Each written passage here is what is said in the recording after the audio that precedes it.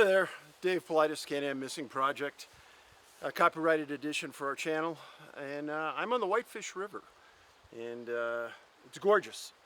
Visibility is great, water's kind of warm. It's coming out of Whitefish Reservoir, which I was on yesterday. So, talk a little bit about some things. For starters, I think it's important that all of you understand that that the comments that I get on this channel you don't see. We go through them and we vet them, take them down, and like I said many videos ago, this is going to be a safe place for everyone to go. But lately I've gotten a lot of comments about, why aren't you on Amazon? And I get an equal number of comments, oh, why are you on Amazon? And why are you charging so much for your books? I only bring this up because there's been a lot of comments about this.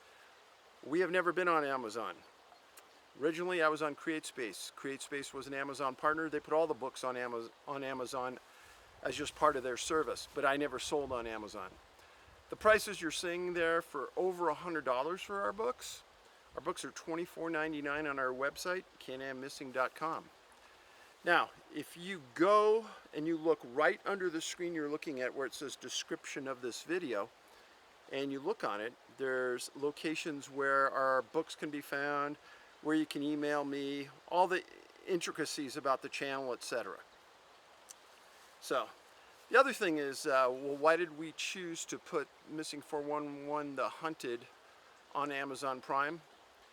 Because a majority of the public is a member of Amazon Prime. And if you're a member of Prime, you're not paying to watch the show. And our whole goal is to educate people. And the more people that understand that carrying a personal locator beacon can save your life, I cannot believe the number of people I meet that have never heard of this. So, anyhow. And then I want you to go to Amazon.com and I want you to look at Missing 411 Western US. The very first part of the description of the book, it says our website. So I don't understand how people can get confused.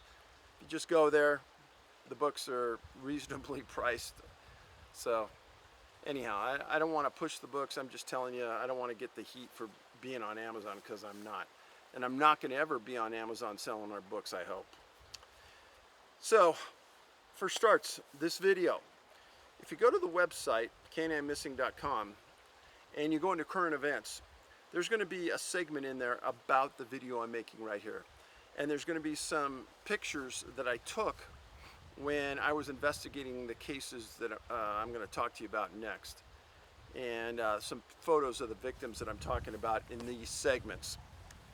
So, be patient, go onto the website, look under current events, and you'll see it. So the first case I'm going to talk about is a case named Barry Tragen. Barry's 68 years old from Columbia Falls, Montana. And on July 22nd, apparently it's on the 22nd, he drove his car up and he went to a location called Kintla, K-I-N-T-L-A Lake, inside of Glacier National Park. And he parked his car and he took off. And the articles about it say that he parked his car and he disappeared and the Park Service is searching. And essentially, that is it. It's one of the most awkward pieces of journalism, if you can call it journalism, I've ever read about a missing person. There was no journalistic investigation. There was no even interest in finding out what may have happened to Barry. So I got upset. And yesterday, went up and spent the day at Kintla Lake. Now Kintla is, you go all the way up the North Fork Road out of Columbia Falls. And it goes for about 58 miles to get to the Canadian border. Border's closed right now, so you can't go into Canada. And then there's a turnoff where you can go into the west entrance of Glacier National Park. Not many people go up there. And we went up there, and then there's a long dirt road that flows on the east side of the North Fork of the Flathead River. Gorgeous ride for about 15, 18 miles, rough road, and you pull into Kintla Lake. It's out of a postcard. It's absolutely gorgeous. I pulled in there about 2 o'clock, and there were some National Park Service police officers, and there was also some search and rescue people there. I didn't see any canines. I counted about 14 search and rescue people standing around at 2 o'clock in the afternoon. And by 2:30, 3 o'clock, they were gone. They left. So apparently they got there real early and searched. Now they didn't start searching until the 25th of July. And so they've been searching for about a week. Well, thank goodness nobody up there knew who I was. And I just walked up to one of the uniformed Park Service people and engaged him in some polite conversation. And I wanted to know what the status was with Barry's search and what happened. And they opened up. What they stated was he drove into the parking lot, pulled into a location, an odd location that they described near the front of the parking lot, left his car unlocked with the keys in the middle of the back seat, and he was gone. They told me that he had medical issues. He was about 5'10", about 225, 230 pounds, big man. And they had searched for the last week and not found anything. And I asked the man, I said, the National Park Service person, I said, what was the theory on what happened? And he says, well, we're not 100% sure. But he said, you know, and a lot of people come to national parks and commit suicide. And that's true. And that's not something flagrantly stated. But there was another case last year, near the end of last summer in Glacier, where a man parked his vehicle inside the park with his dog in the car and took off and left. And the consensus was that this man committed suicide. He was never found. And the officer yesterday told me that, you know, it's a beautiful place. People want to have their last memories here, and this is where they come. And my mind kind of goes to a weird place on this. Can you imagine how tortured somebody must be to drive an hour on a rugged dirt road to get to Kintla Lake, park your car, and take a walk in your last hike into oblivion? To think of the pain the man was in is beyond describable to me. I couldn't understand it. But I have to think logically. And I know that every time I go on a hike and I leave my car, which is my lifeline, I make sure it's locked up, I make sure I have the keys. There's no way I'd leave keys in a public place for everyone to see and to take my car unless I wasn't coming back. And then I'd want to make it easy for them to recover my car and move it.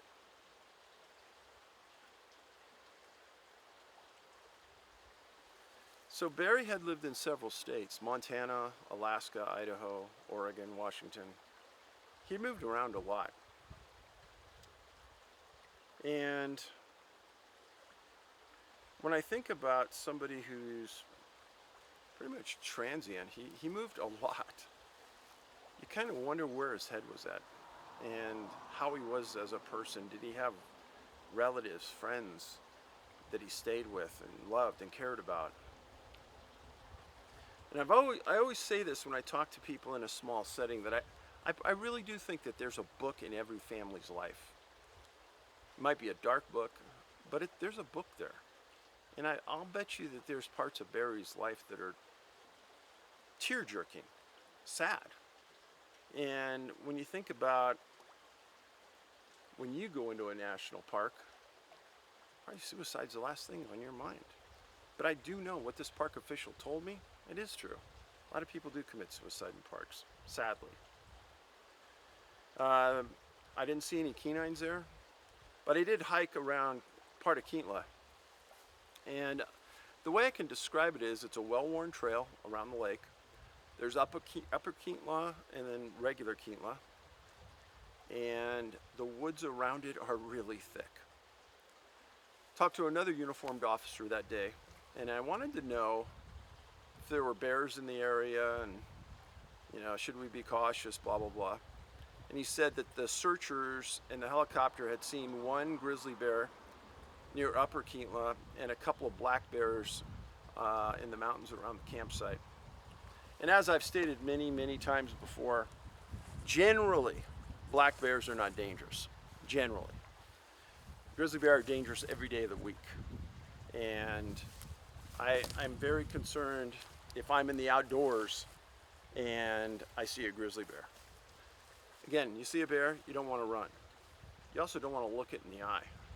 It's like a challenge. But when in bear country, carry bear spray. So the pictures I posted on the website are some searchers' vehicles, a photo of me at Kintla, and I encourage you to go onto Google and look at pictures of that lake. Drop dead gorgeous. So I'm hoping that Barry didn't commit suicide. I hope he's okay. But I think that they're winding down the search at this point. And if that's the case, chances of him being found alive are almost zero. Now, a second case. Case I've been following since it happened, and I probably had 100 emails about it after she was found. Gia Fuda, 18 years old. She went missing on or about July 24th of this year. She was last seen in a store in Index, I-N-D-E-X, Washington. And she took off, and her car was found between Skycomas and Stevens Pass, Washington. And I saw this and I almost fell over because this area is very similar to many other cluster zones in that there's a lot of missing people in this area. It's about 14 miles southwest of some zones where there's over a dozen people missing from this general area. Like I was saying, about 15 miles southwest of Lake Wenatchee is this location, and Wenatchee is a place that has lots of people missing. So her car's found on this road out of gas, and they put a canine on it, and the canine searches for about 1.5 miles, 1.75 miles, and then runs out of gas.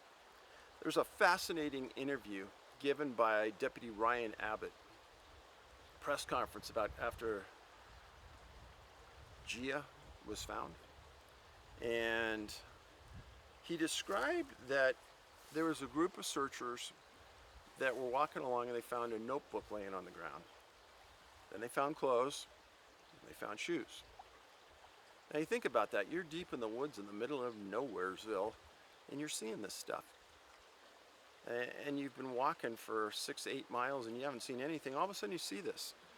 Well, they keep walking and they come across a very steep hill with a creek running with water in it down the hill. And they start going uphill. Very steep. And they ended up finding her there. Now he quoted 9 days after she disappeared, she was found on the 9th day. They said that she was incoherent and she didn't make much sense and she didn't have much clothes on. And she couldn't explain what she was doing there or how she got there and how she got away from her car. And he said that they're going to go back and interview her about that, which I find fascinating because most of the time that never happens. They find somebody, search over.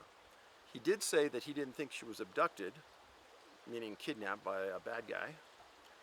But Ryan also said he didn't know why she went uphill. Imagine 9 days in the woods, exhausted, not a lot to eat. You're going to be climbing uphill? Or why she removed clothes? He didn't know. And why, I ask, did they find all of these things in close proximity to her? She was 9 days out from being missing.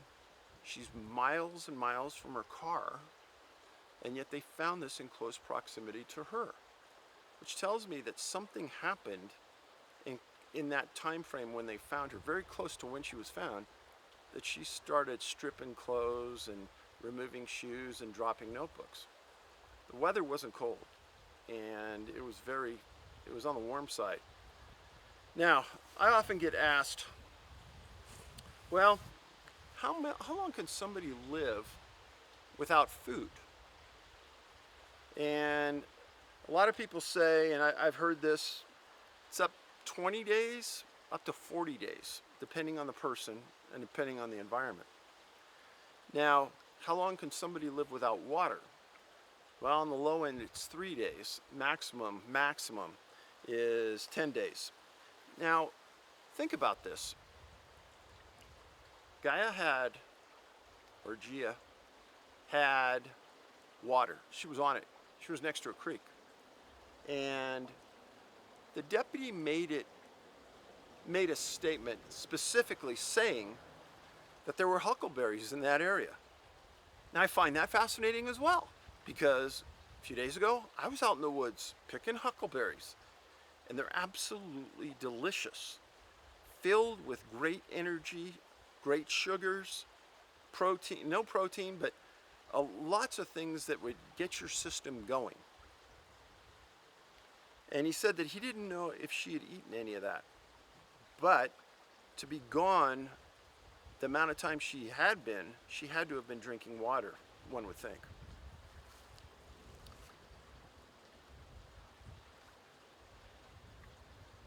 Would I like to interview her? Yeah, I would. I'd like to ask her, first of all, why was she in that area where she ran out of gas? What happened when she stopped her car? Why would she leave the roadway? Can she tell us what happened in the days she was gone? Does she have any memory loss about the days while she was out there? Did anything happen to her, or did she see anything unusual while she was in the woods? Did she receive any help from anybody or anything while she was in the woods? Did she eat? What did she eat? How much did she drink? All these things help people in search and rescue understand a model for saving somebody else. The deputy from Kings County Sheriff said that this was the second longest person somebody had been missing that was eventually found in their history. And they should be very proud. But who I would be very, very thankful for is those searchers. So to go out every day and search is strenuous. These are people just like you and me. And you get out in those mountains day after day after day. If you don't go to the mountains every day and you don't hike every day, you don't know the stress and strain that's on your body. But to go out there 7, 8 days and to continue to search, man, that's dedication. And that's hard to find because people have jobs. People have to go to work. And do they take up their vacation time to go search for people they don't even know, but they do. One of the best things you could do as a person is to dedicate your time to search and rescue. And they need more volunteers. Those people that do this are unbelievable. Now, when I was up at Keatla Lake, I saw 3 uniformed National Park Service people and probably 10, 11 plainclothes people just like me that were doing search and rescue. Some had search and rescue shirts on, others didn't. But it's that volunteer mentality. It took me from the nearest major town almost 2.5 hours to get to Keatla Lake. And you think about it, if you're going to start searching at 6 in the morning, what time those people have to get up, get there, search all day, purely exhausted, turn around and go home, and then do that again day after day? And they're not getting any compensation, folks. They're not getting any reimbursement, folks. This is a pure volunteer effort. So, search and rescue people, they have my heart and soul. God bless them. And the patience they have dealing with some of the search and rescue coordinators, I admire them even more. So, 2 cases, Gia Fuda and Barry Tragen. Very sad case on Mr. Tragen. Gia, I'm blessed that she was found. I doubt that you will ever hear another or read another article about Gia and what happened. I hope that the deputies go out and interview her, but they'll never make public what they heard. And regarding Barry, the only thing I could really say is that the disappointment in me that the people in these towns don't have more interest or curiosity into finding out what happens to these missing people. I find it disgusting.